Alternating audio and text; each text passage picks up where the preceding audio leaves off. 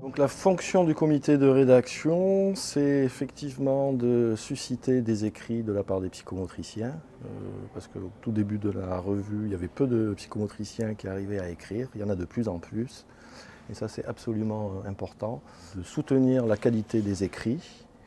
Donc il y a un comité de rédaction et ensuite il y a un comité de lecture. Et donc chaque écrit va être lu par 2 lecteurs de manière anonyme et indépendante, qui leur permettra de donner une indication sur la qualité du travail et s'il y a des corrections à appliquer. C'est ce qu'on fait habituellement dans les publications scientifiques. On a voulu aussi que ça soit une revue qui soit une revue de témoignage, c'est-à-dire qu'il y ait des psychomotriciens qui puissent aussi témoigner de leur pratique sans que forcément ça soit un article scientifique au sens strict du terme. Et puis on a une troisième rubrique qui est qu'on va permettre aussi à des psychomotriciens dans d'autres pays de pouvoir nous parler de leur pratique et de leur clinique.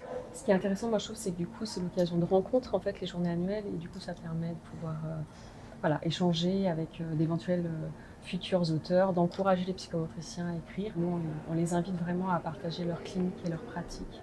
Et les journées annuelles, c'est quasiment le seul temps annuel de réunion des psychomotriciens qui leur permettent de pouvoir partager leurs pratiques, leurs cliniques, leurs questionnements théoriques. Donc c'est le lieu où la revue doit être absolument présente parce que c'est là où ça se passe et c'est là où il y a une réflexion importante qui se met en place autour de la psychomotricité de maintenant, mais de la psychomotricité de demain aussi. C'est aussi, dans un premier temps, de mettre des visages aussi derrière les noms du comité et de les rassurer sur le fait que s'ils ont une envie d'écrire, on va pouvoir aussi les accompagner voilà, dans une méthodologie de l'écrit, voilà, pour leur dire qu'ils ne sont pas seuls dans ce projet-là et que nous, on est là voilà, pour les accompagner. Un mot sur voilà, l'évolution de la revue et son devenir, effectivement, face aux besoins de la civilisation et pas seulement francophone, hein, aussi internationale. La revue, là, elle est à un tournant, voilà, elle prend le virage numérique, elle va donc être digitalisée, en lien aussi avec la plateforme Kern. On gardera toujours 2 numéros papier, celui des journées annuelles et puis un numéro thématique.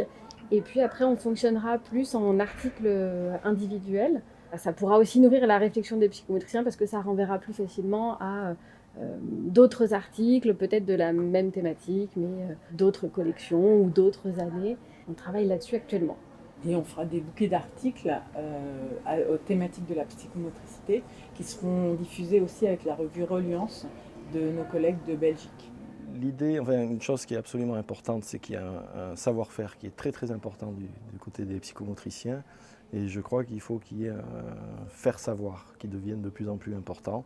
Et donc on invite tous les psychomotriciens à écrire, à venir sur le site de la revue, à publier, à ne pas hésiter, à nous appeler si c'est nécessaire effectivement pour qu'on puisse les accompagner et les aider. C'est essentiel pour le devenir de la profession.